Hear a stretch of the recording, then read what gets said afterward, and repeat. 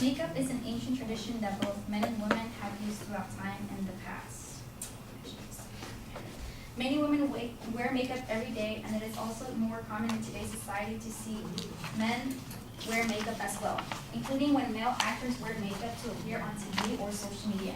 For instance, I bought my boyfriend makeup, and that's just when he has like a bad face day, he has like a pimple, and I opened the idea for him to wear makeup and for him not to just beat himself up and hey, makeup is a solution.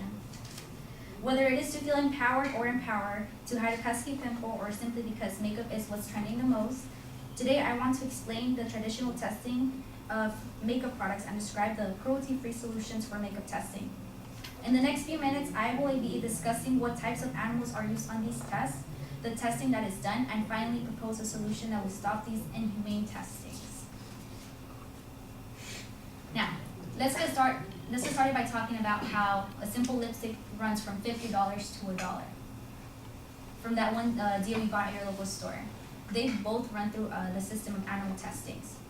Animal testing for cosmetics is an outdated practice and fails to show reliable results for people. Not only for regarding the safety, but the performance and possible reactions that certain ingredients could have in a person. Not only that, but throughout the world, hundreds of thousands of animals endure unnecessary suffering and eventually die from the testing for the greatest cosmetics annually.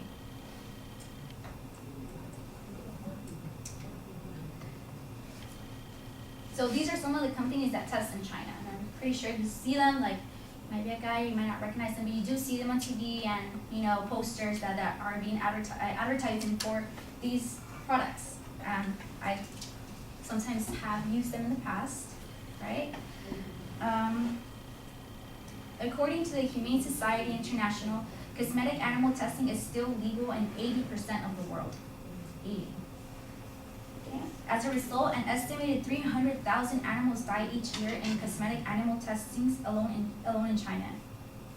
The ones who suffer and bear with the pain until death include primates, dogs, rats, mice, pigs, fish, cats, and hamsters that are forced to be in these laboratories. Animals are not just used for makeup testing, but for other human advancement purposes.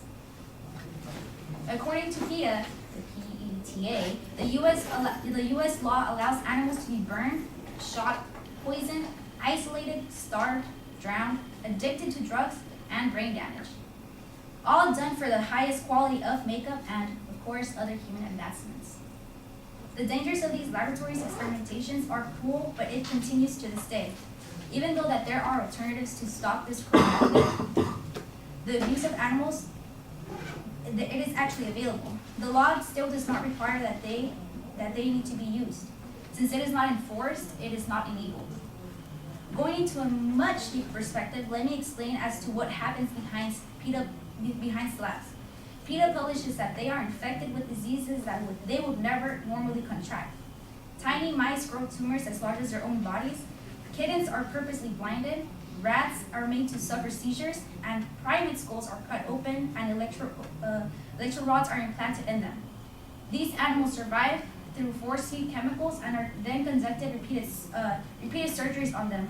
That is not only for makeup, such as implanting wires in their brains, crushing their spines, and much more.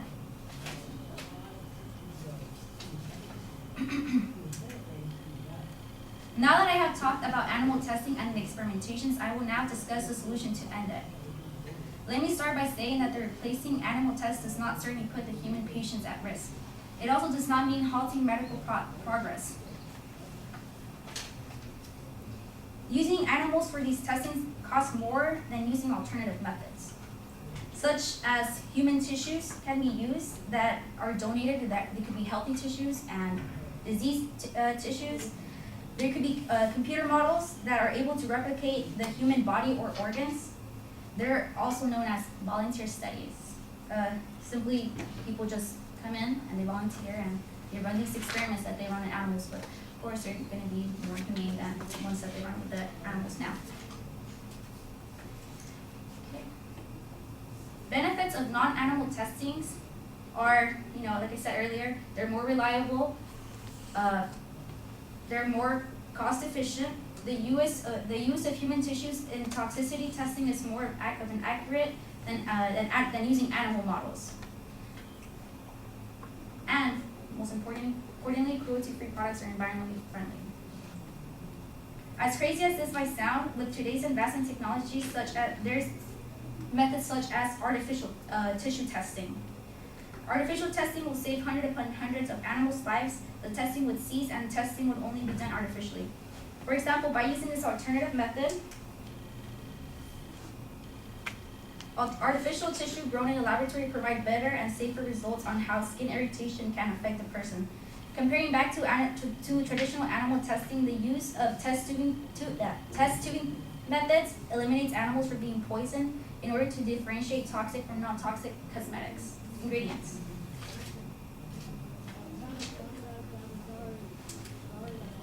Okay. So finally, to conclude my presentation, I will tell you how you can prevent supporting cruelty-free makeup. To support cruelty-free makeup, you can simply shop and only look for the Leaping Bunny logo. According to Natasha Cole, she published how Cruelty-Free International and the CCIC are behind the Leaping Bunny program, which helps provide global certification to cruelty-free brands. You can help stop this.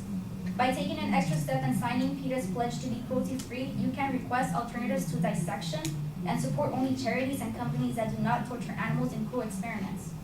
As consumers, we have a purchasing power, and we can make a difference in the lives of innocent animals if we purchase in an informed and ethical way. I'm close to finishing, but I do want to show you a 60-second video of what happens if I did not paint the picture with these words. There is a video. It's a bit gruesome. If you don't want to look at it, that's fine. But this is what actually happens to animals. Okay. For these testings.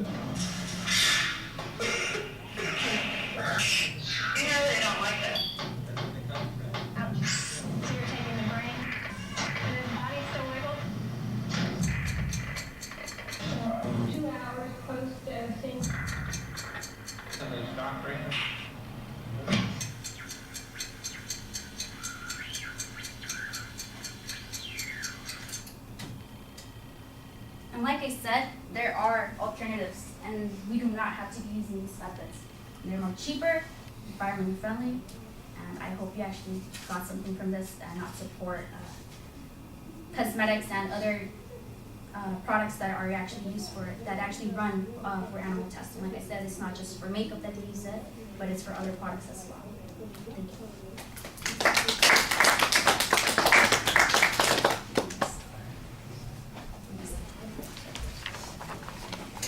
Okay, we got started unfortunately, and I didn't realize that you had not given me the evaluation rubric, so I'm having a little bit of trouble being able. Yeah. So it's a little complicated. I'm going to have to wing it a little bit here. I can make comments, that's not a problem, but I'm going to have that. Let's see. Well, I didn't realize until you had already started, and I didn't want to interrupt I could have you. stopped though. Here, I'm not sure which one this is. That's garbage. That's from last assignment. Okay. You don't need that. Throw that away. All right, Roberto, what did you think? He's not here? Okay, well then I guess it'll just be me. All right, you have an example and visual for your attention device, that's fine. The topic is okay, except you really start and you're talking about testing, it's about makeup kinds of issues, and that's fine. And that's what you set up for, but in the body of the speech, you don't limit it to makeup issues. You're talking about all kinds of testing that's going on there, and there are different issues that are involved, and I think that that's a little bit problematic.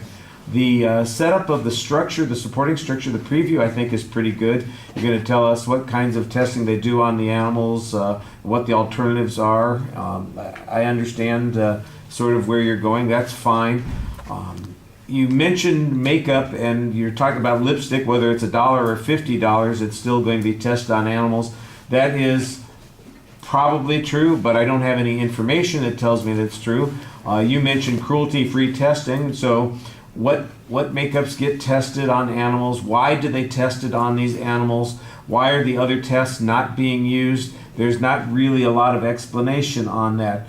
There's information in the speech, but it needs to be kind of put together a little bit more so it's focused on both the cosmetic issue, which you're talking about, and what the alternatives to the cosmetic issue, to the cosmetic tests are. I would try and, since that's where you started, I'd try and cut out all of the other material that deals with other issues. I mean, when you mentioned, for instance, that they are doing tests on primates where they're cutting their brains open and doing stuff, I'm going, and what cosmetic is this being tested for? No, I said yeah, that it's not just the cosmetics that animals that get tested on. Yeah, this is, I'm sorry, this is not a dialogue, this is me talking. So if you'll hang on, let me finish and then we'll go back. There's a whole bunch of these kinds of things that end up here. And like I said, you're kind of conflating the two, and I think that that's problematic. So you need to cut out the stuff that doesn't have anything to do with the cosmetic testing, or you need to change the topic and make it a broader topic about animal testing, and cosmetic testing can be one of the subpoints then, and then you can talk about those other ones as well, and just say we need to be, these are problematic as well. The other thing that happens in the course of the speech is that it shifts from being an informative speech to being a persuasive speech, where you in essence are going to be arguing that these tests are unnecessary, we should be boycotting these products, we should be using alternatives, and that's a persuasive presentation. Your goal there is not to just tell us about what's going on, it's to convince us to change our point of view on it or to take an action on it, and that's that's a different speaking assignment. I don't want to say it's the next assignment because we do have a slightly different assignment in between, but that's the last major presentation. So you've kind of mixed the two things here with a speech that includes the medical research with the cosmetic testing, and then we've got informative material and persuasive material. So they're being put together in the same presentation, and I think that's a little bit problematic.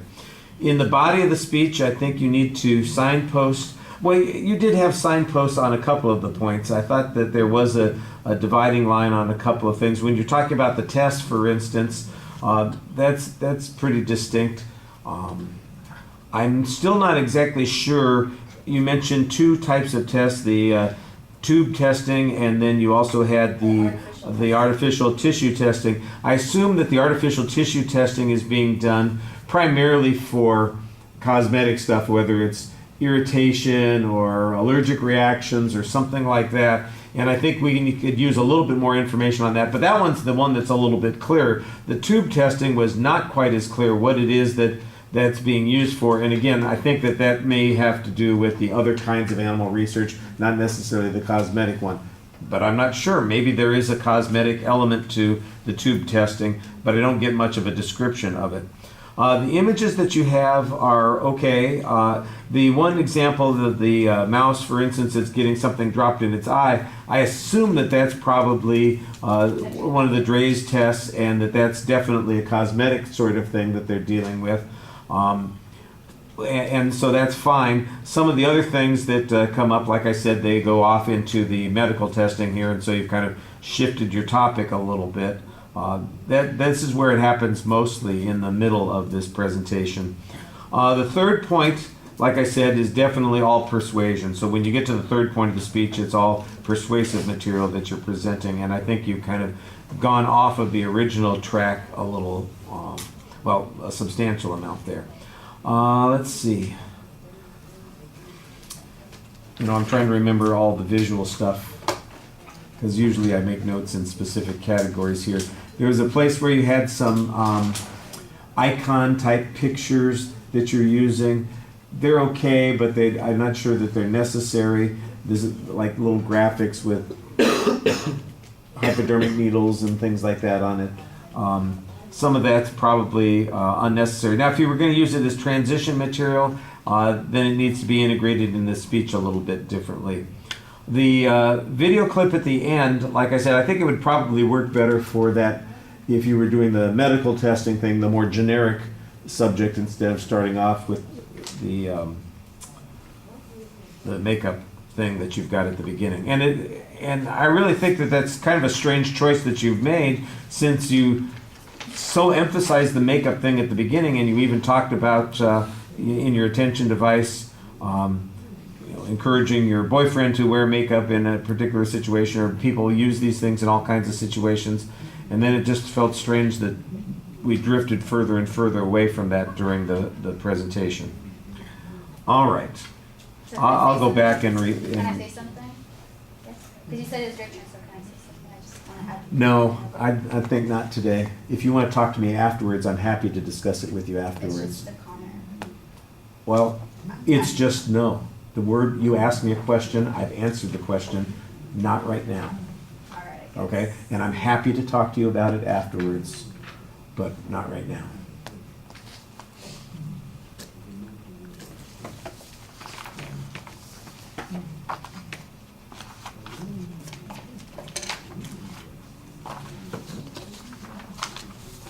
That's the first page, there it is. Okay. So 3 out of 7 is not a great average here. We've run into a little